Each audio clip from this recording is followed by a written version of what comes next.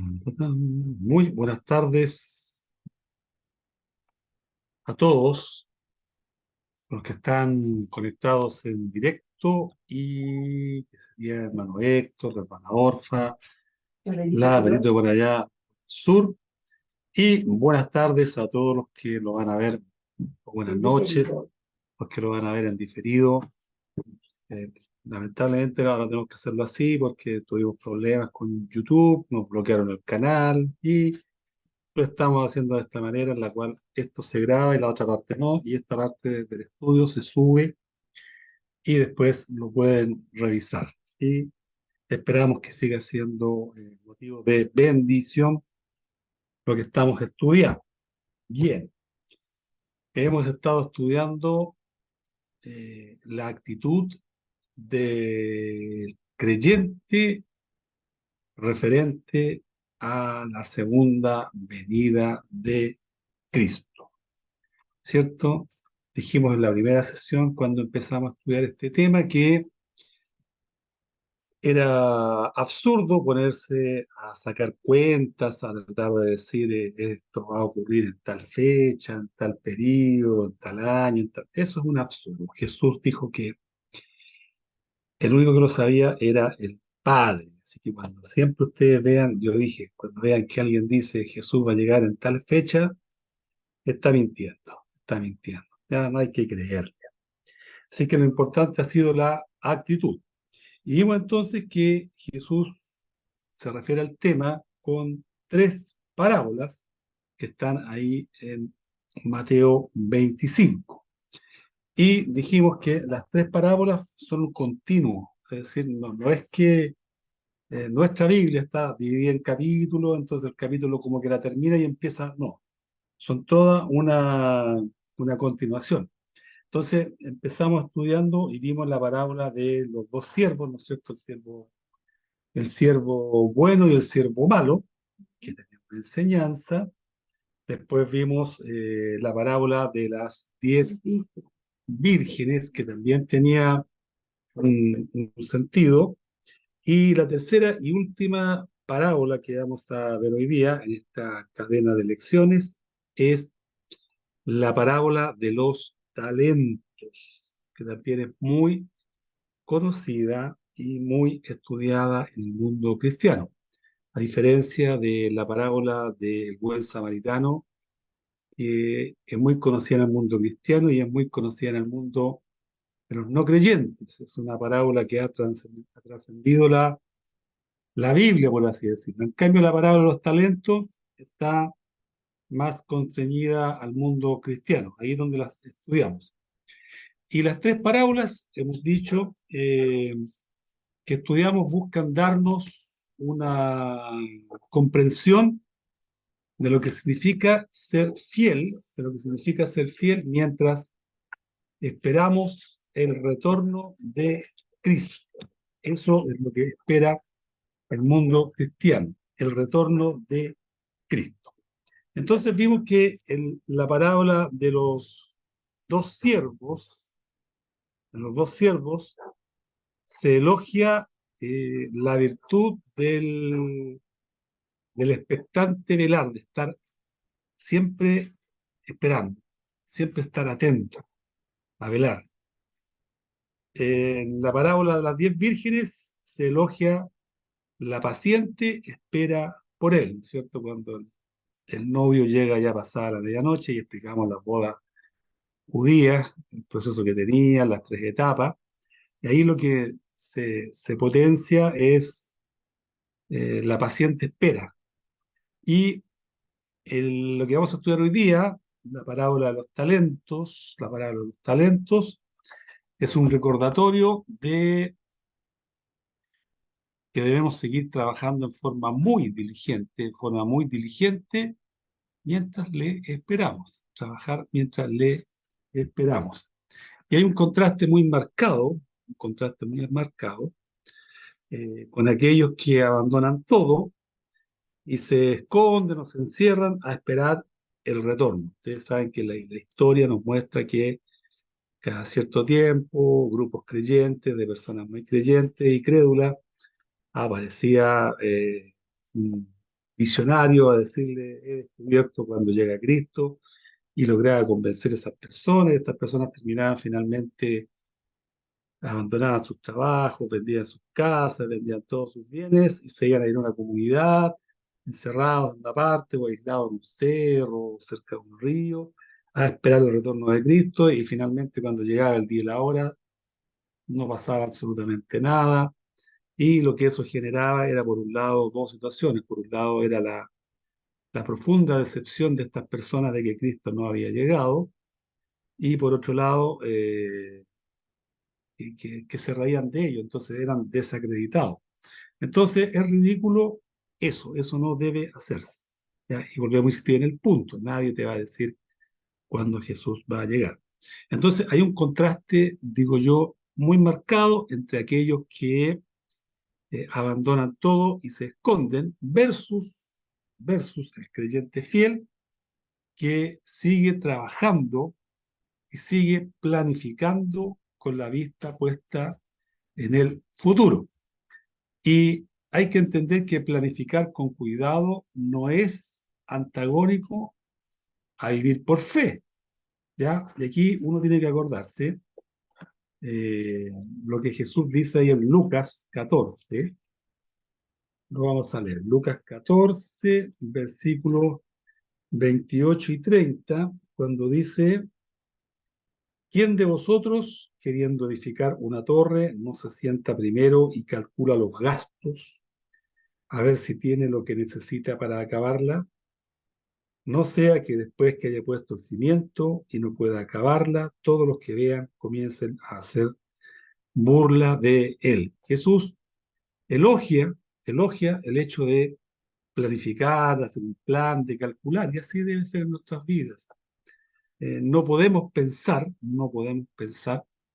que el Señor Jesús va a venir pronto y no voy a hacer nada. No, tienes que seguir trabajando, la iglesia tiene que seguir planes de acción, tiene que seguir desarrollando las distintas actividades que hace en espera, velando porque el Señor va a volver. Entonces, la parábola de los talentos es una parábola que elogia, que destaca el trabajo fiel y la planificación prudente. ¿Ya? ¿Y qué es lo que hace la parábola? Narra a un hombre rico que viaja lejos y nombra a tres siervos como administradores. Dos se colocan a producir y el tercero entierra y no hace nada para el dueño. Bien, esa parábola está ahí en Mateo 25, la vamos a leer de los versículos 14 al 30. Y Jesús comienza como siempre: porque el reino de los cielos es como un hombre que, yéndose lejos, llamó a sus siervos y les entregó sus bienes. Es decir, era un hombre que confiaba en sus siervos. A uno dio 5 talentos, y a otro 2, y a otro 1. A cada uno conforme a su capacidad. A cada uno conforme a su capacidad. Y fíjate que cuando leí eso, me recordó un poco las teorías del liderazgo moderno, en la cual hoy día se le pide a los líderes de equipo, no hablo de jefatura, porque hoy día se habla de líderes, que tienen que conocer cuáles son las características de las personas que trabajan con él, y en función de sus capacidades ir asignando las distintas responsabilidades. Y aquí, yo cuando leía esto, y a cada uno conforme a su capacidad. Dije yo, Jesús ya estaba narrando algo en función de lo que hoy día, 2000 años después, el liderazgo moderno dice: así deben trabajar las empresas, deben trabajar los distintos equipos de trabajo. ¿Ya? Entonces a uno le da 5, al otro 2 y al otro le da 1, de acuerdo a su capacidad. Y el que había recibido 5 talentos fue y negoció con ellos y ganó otros 5 talentos. Asimismo, el que había recibido 2 ganó también otros 2. Pero el que había recibido 1 fue y cavó en la tierra y escondió el dinero de su señor.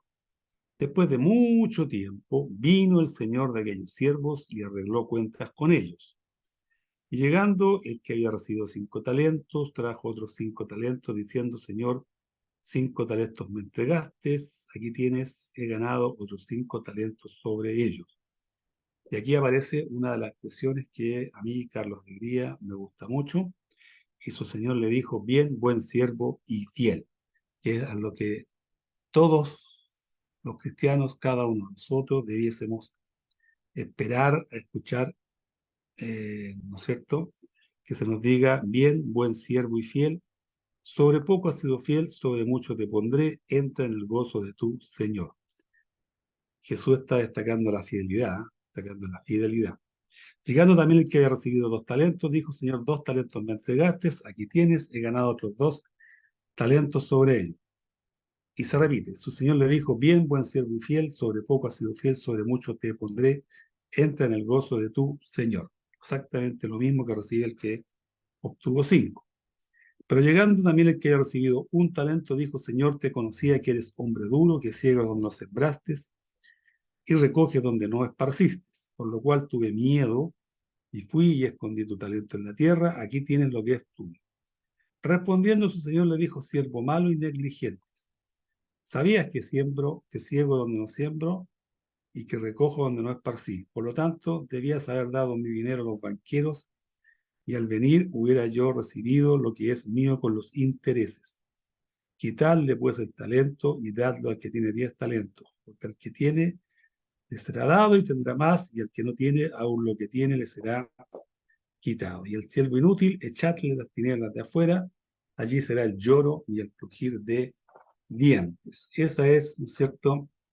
Esa es la parábola de los talentos. Bueno, eh, recordar que cada vez que se presenta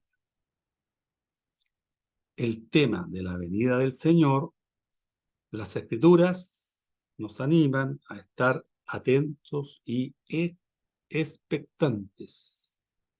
Expectantes, es con X, entonces tendría que decir expectantes.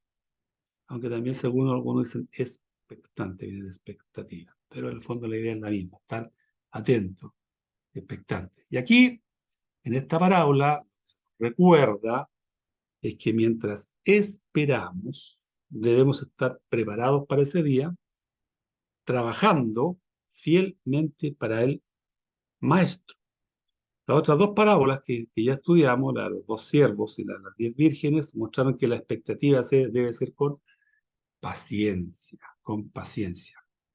Y esta parábola apuesta que, ya sea temprano o sea tarde, siempre debemos encontrarnos ocupados en su servicio. Es decir, se nos pide 3 cosas: velar, esperar, trabajar. Velar, esperar y trabajar. ¿Ya? Bueno, en la parábola, permiso, el hombre rico evidentemente representa a Cristo, ¿cierto? Representa a Cristo. Y él nombra a siervos que se hagan cargo de sus asuntos. Y lo que él espera es que actúen como fieles mayordomos de los recursos de su señor. Tienen que recordar que nada es de ellos, ¿cierto? Y de hecho todo lo que tenemos nosotros en esta tierra hay que considerarlo prestado. Y hay una frase que cuesta aceptar, y cuando te dicen, tus hijos son prestados, tú solamente tienes que formarlos y un tiempo después ellos van a tomar sus propias decisiones. Y eso obviamente a todos nos cuesta, ¿ya? Entonces cuando el Señor se va, les entrega evidentemente todo el poder, todo el poder para que ellos manejen, para que administren la riqueza que les ha sido asignado. Entonces, uno recibe 5 talentos, otro recibe 2 talentos y el tercero recibe 1 talento.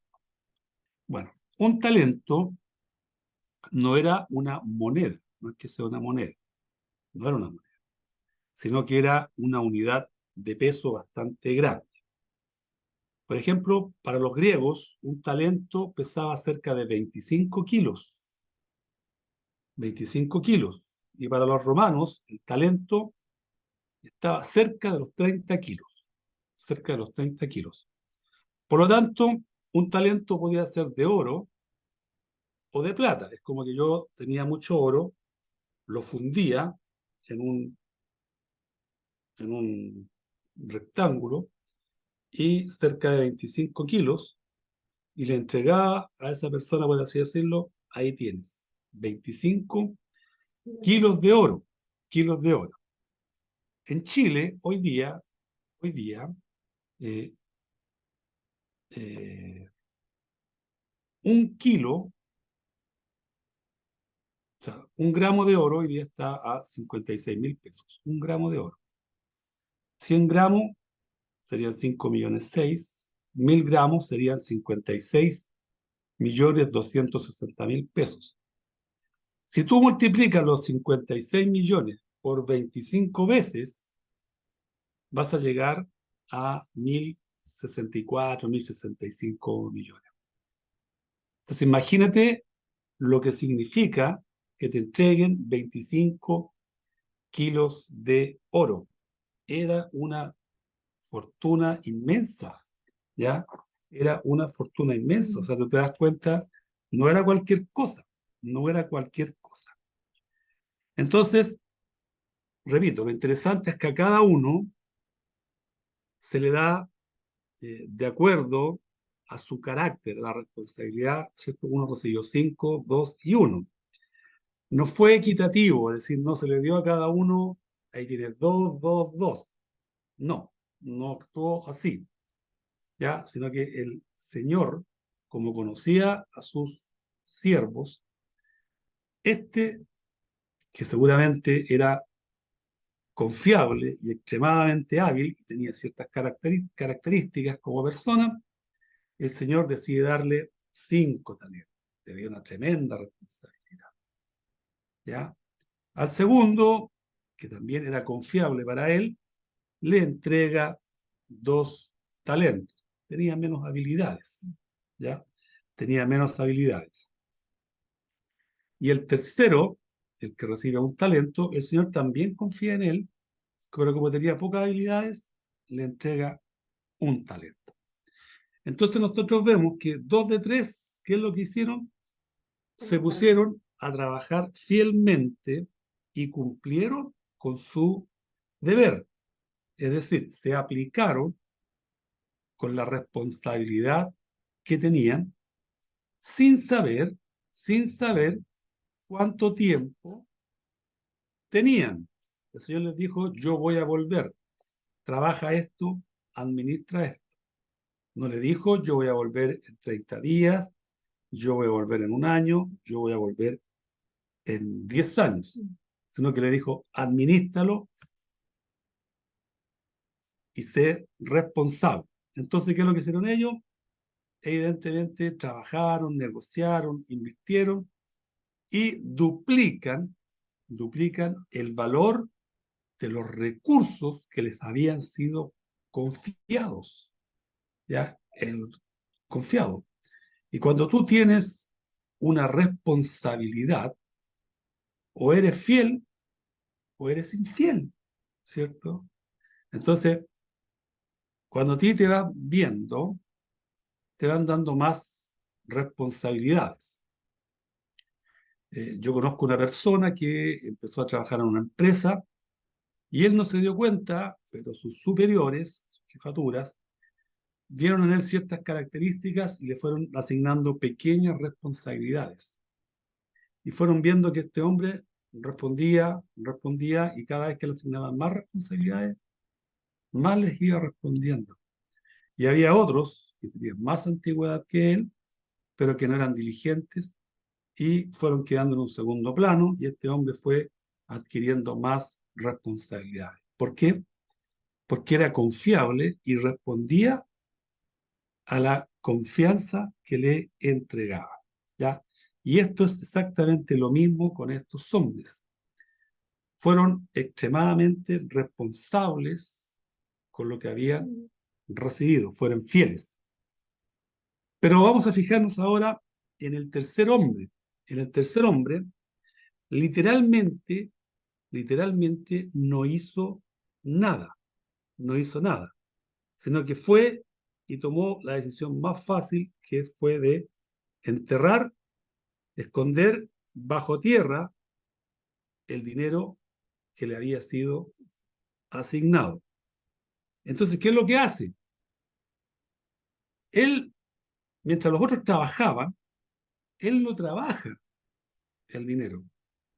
Mientras los otros trabajaban con diligencia para responder a su señor, él no estaba trabajando. Él simplemente llegó, lo escondió y todo ese tiempo que él debió ocupar en responder a su señor, simplemente lo ocupó para él. Es decir, él está actuando de una manera egoísta, está preocupado solamente de él. ¿Se dan cuenta? O sea, eh, fue egoísta, fue flojo, por así decirlo, fue poco diligente y se aprovechó, se aprovechó. Le dan esto y lo deja escondido y se dedica a hacer otras cosas. Alguien podría pensar que quizá él quiso evitar el riesgo y si el mercado tenía problemas, él habría mantenido lo recibido y tal vez los otros hubieran perdido. Pero ese no es el fondo. En el fondo lo que él hace ahí es que él eludiendo, está eludiendo su deber, eludiendo su deber. Y su falta de responsabilidad garantiza simplemente que los recursos recibidos no iban a ganar absolutamente ningún beneficio, ningún beneficio. ¿Ya? Es decir, en él lo que hay es irresponsabilidad. El Señor confió en él, pero él fue irresponsable, él fue egoísta, él fue negligente. Se dedicó a ocupar ese tiempo para él y no para el servicio al cual se le había designado. ¿Ya? Designado. Ahora, el viaje del Señor era largo, ¿ya? Y los siervos no sabían cuándo el Señor iba a regresar. Entonces, eh, esto también esto genera que este hombre que sabe que el Señor se fue y no va a regresar, no sabe cuándo, pasa una semana, no vuelve, 2 semanas, y él va viendo con complacencia que no le ocurre nada. El talento está ahí, escondido, nadie lo va a robar, sabe dónde está, el mismo que sabe dónde está, nadie lo va a robar, puede seguir haciendo lo que quiera, el Señor no vuelve, y eso va generando más autocomplacencia. Pero ¿qué es lo que va a ocurrir? Que él no va a estar preparado para rendir cuentas cuando llegara el momento, porque si a él le dijera, oye, el Señor llega en 30 días más, claro, este hombre ahí podría haber dicho él, voy a sacar el talento, lo voy a llevar al banco, se lo entrego por 30 días y damos un interés, y después cuando llega el Señor le dice, ahí está lo que gané y este pequeño interés. Y él podría haber dicho, gané poco, sí, gané poco, pero es que no me dieron más. No. Entonces ahí está una de las claves. Él no sabe cuándo va a volver el Señor, pero, ¿cierto? El versículo 19 dice, después de mucho tiempo, te da la sensación de que pueden haber pasado varios años. Después de mucho tiempo, vino el Señor y arregló cuentas con ellos. Es decir, el Señor vuelve, inevitablemente vuelve, y ha llegado la hora de rendir cuentas. Entonces, como ya lo vimos cuando la lectura, los siervos fieles son elogiados y son recompensados. Y la palabra del Señor son idénticas para ambos. Si tú buscas en tu Biblia, te vas a dar cuenta que el versículo 21 y el versículo 23 dicen exactamente lo mismo. Dicen exactamente lo mismo. ¿Ya? Bien, buen siervo y fiel, sobre poco, fiel sobre mucho, te pondré. Entra en el gozo de tu Señor. Y si ustedes se fijan, ellos son honrados no por la ganancia que obtuvieron. No se le dice al primer siervo, al que obtuvo 5, te felicito por haber duplicado los bienes. Y al segundo tampoco se le dice, te felicito por haber duplicado los bienes. O sea, ellos obtuvieron, por así decirlo, una rentabilidad del 100%, lo que sería fantástico. Pero el Señor no, no honra eso, no honra la ganancia, sino que lo que Él destaca es la fidelidad. Buen siervo y fiel. A los dos les dice lo mismo. Buen siervo y fiel. ¿Ya? Y esa es la forma en la cual, en la cual la Escritura describe el tribunal de Cristo. Porque si ustedes ven con detalle las Escrituras, cuando retorne Jesucristo, los cristianos ingresarán al tribunal de Cristo y los no creyentes entrarán a ser juzgados por Dios. Primera de Corintios, Primera de Corintios 3:8 lo especifica. Primera de Corintios 3:8 lo especifica. ¿O me equivoqué? De nuevo me equivoqué. Primera de Corintios 3. De nuevo me equivoqué. Soy de Pablo. Mm,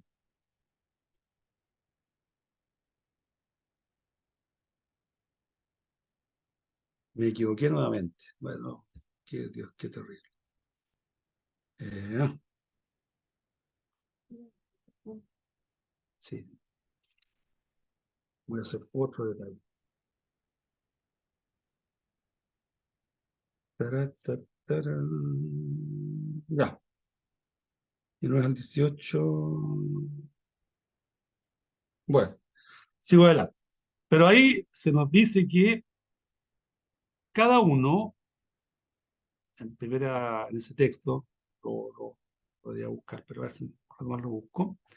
Se nos dice en ese texto que cada uno recibirá su recompensa conforme a su labor. Cada uno recibirá la recompensa conforme a su labor. No por resultados, no por porcentaje de lo que tú lograste, sino por la fidelidad en lo encomendado. Fidelidad en lo encomendado.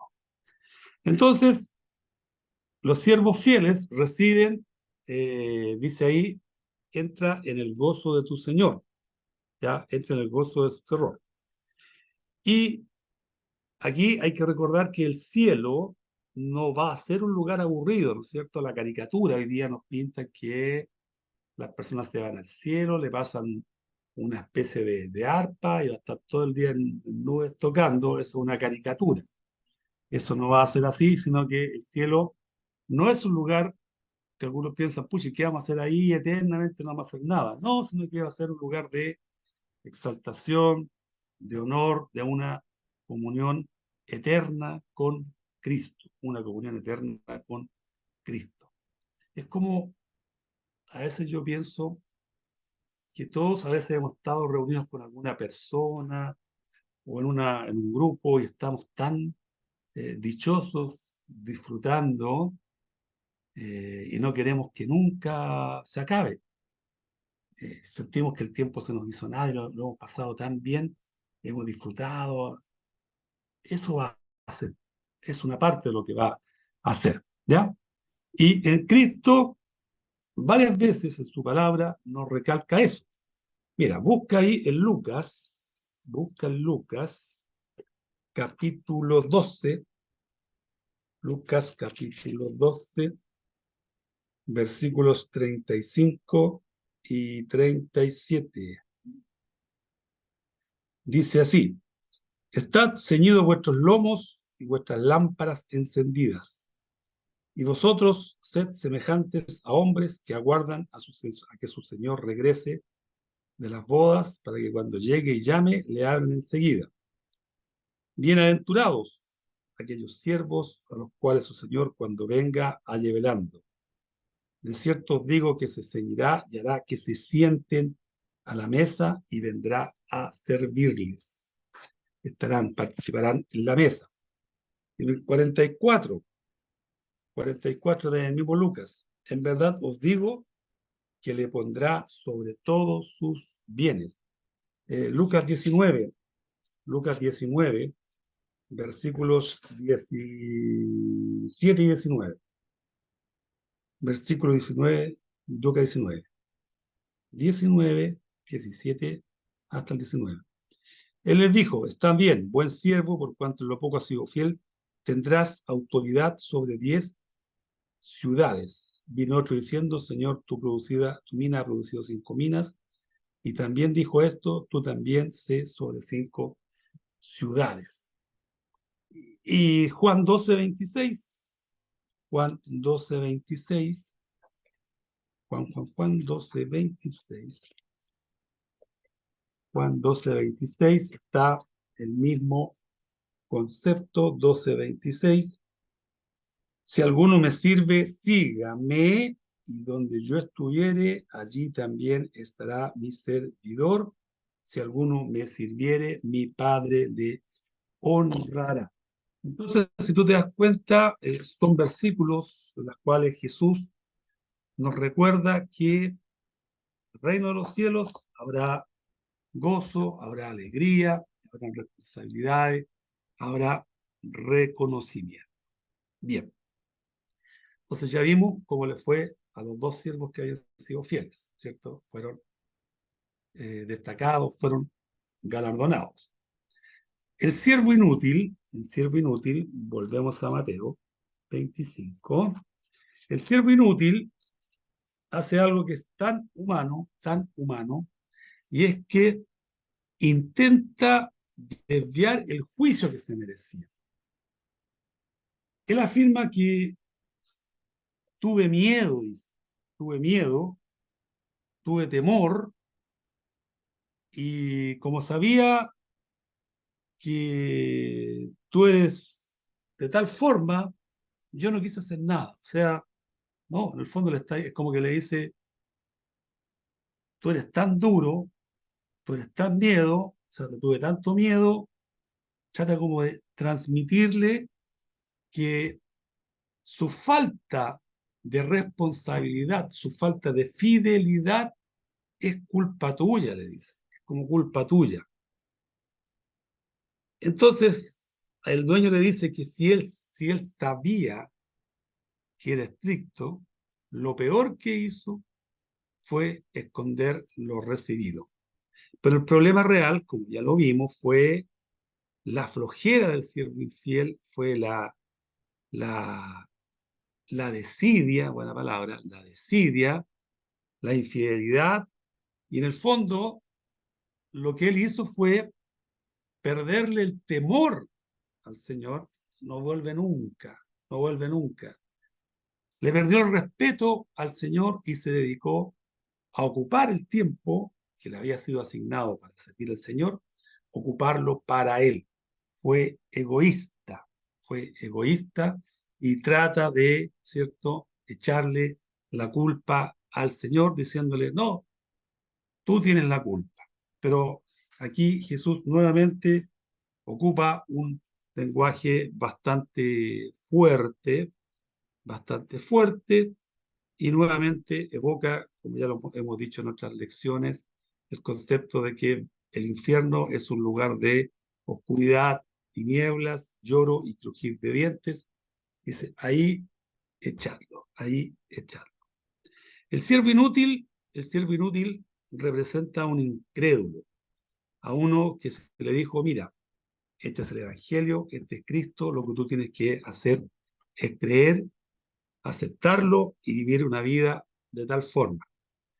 Y este siervo inútil muestra un incrédulo que está en la misma categoría del siervo inútil que vimos en la primera parábola, y está en la misma categoría de las 5 vírgenes necias de la parábola anterior, ¿cierto? Es la imagen clásica de un ser mundano, es decir, que ama al mundo, es un ser descuidado de su vida, que es arrogante en su indiferencia, que es desobediente a la palabra y es totalmente infiel a su deber moral de buscar a Dios.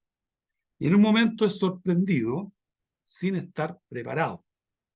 ¿Qué es lo que va a ocurrir cuando Cristo vuelva? Y van a haber millones de personas que en ese minuto se van a dar cuenta de que derrocharon su vida y de que van a querer arrepentirse, pero ya no va a poder ser.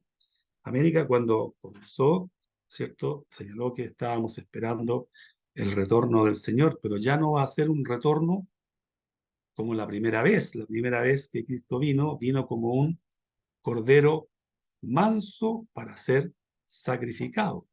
La segunda vez que vuelva, va a volver como un juez con autoridad y en ese minuto ya no va a haber tiempo y muchos van a decir ahí, Señor, ahora quiero arrepentirme, pero van a ser sorprendidos y su culpa no la van a poder cubrir o explicar y su castigo va a ser realmente severo. Y ahí se les va a decir, tuviste tantos años, tuviste tantas oportunidades para escuchar el Evangelio, para aceptar a Cristo, nunca quisiste, tienes que asumir tu responsabilidad. Bien, para ir terminando ya, ¿qué es lo que enlaza estas parábolas? Las 3 parábolas que vimos, el siervo bueno y el siervo malo, las 10 vírgenes y las parábolas de los talentos, son un profundo llamado con respecto a cómo debemos pensar acerca del retorno del Señor. Superficialmente, las 3 parábolas parecen muy diferentes, muestran escenarios contrastantes. Uno muestra la necedad de pensar que el Señor no volverá pronto, ¿cierto? Hay que ser muy necio para pensar que el Señor se va a tardar miles de años y que yo hago lo que quiero. La siguiente parábola, las 10 vírgenes, piensa que es muy necio presumir que vendrá de inmediato. Claro, las 5 vírgenes llenaron un poquito de aceite y dijeron, va a llegar ligerito, no pensaron en más a futuro. Y la tercera parábola, la que hemos visto ahora, nos recalca la importancia de ser fiel, ¿cierto? Sin que medie cuánto tiempo se va a regresar. Es decir, tengo que trabajar, estar trabajando, preparado, velando, trabajando. Pero en las 3 parábolas hay similitudes que unen a las parábolas. Y la primera consideración es que las 3 parábolas indican claramente que el Señor va a retornar, que el retorno del Señor es inevitable, no hay nada que el ser humano pueda hacer para evitarlo. Es decir, las 3 parábolas dicen que el Señor va a volver. Las 3 parábolas nos invitan a estar listos y las 3 parábolas contrastan la fidelidad con la incredulidad, la prudencia con la necedad y el estar preparados con la indiferencia. Y son estas cosas las que van definiendo a los creyentes auténticos, que van diferenciando de los no creyentes. Un creyente siempre está esperando que su Señor regrese. Y tú muchas veces te puedes levantar y preguntar, ¿será hoy día, Señor? ¿Será hoy día, Señor? ¿O será mañana? Lo importante, como ya lo dijimos en sesiones pasadas, es que no puede encontrarnos con un resentimiento con alguien, con un enojo con alguien. No puede encontrarnos viviendo de una forma que no corresponde.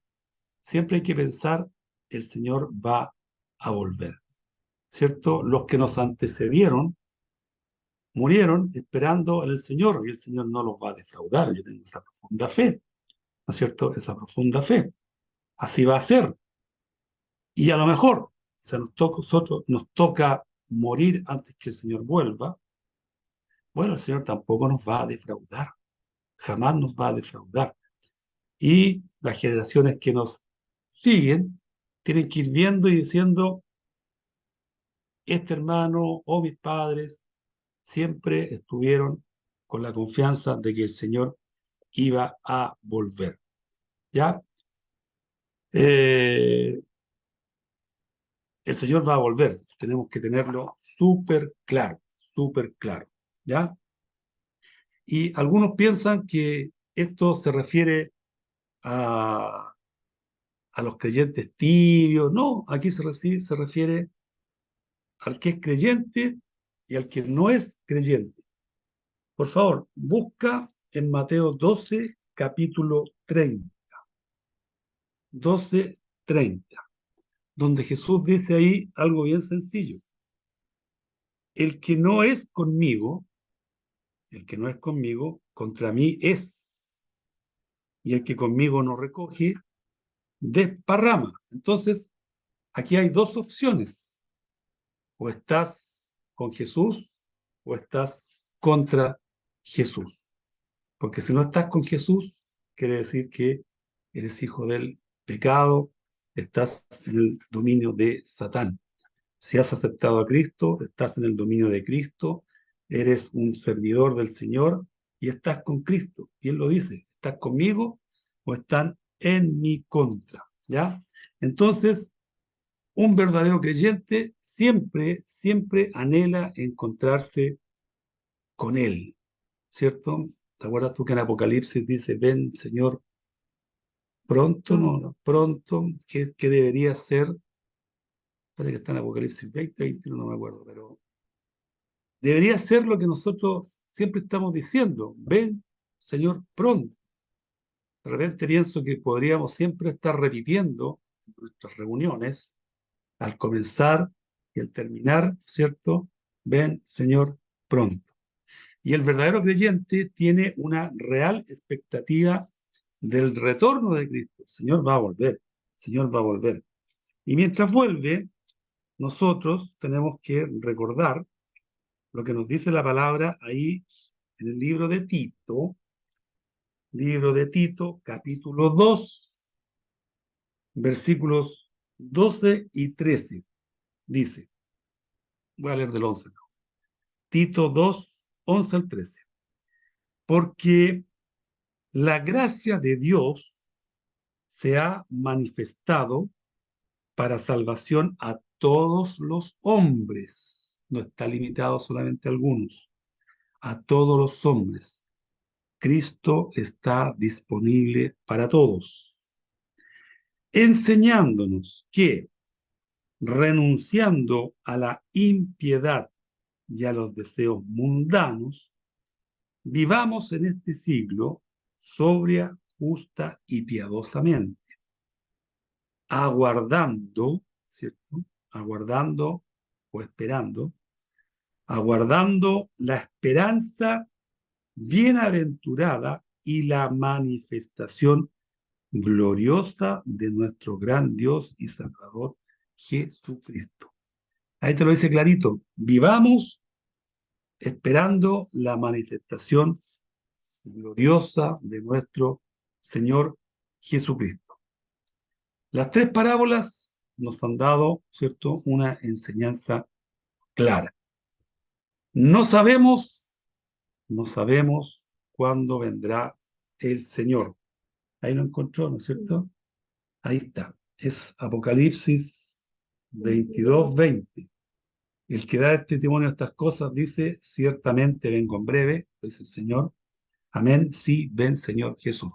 Eso nosotros deberíamos tenerlo muy presente en nuestras reuniones. Bueno, decía entonces que el cristiano tiene que esperar al Señor y que es Estas tres parábolas nos han enseñado, ¿cierto? Un mensaje muy claro. No sabemos cuándo el Señor va a venir. No sabemos. Nadie lo sabe. Sí sabemos que tenemos que estar preparados. Preparados. Mira lo que dice ahí en Mateo.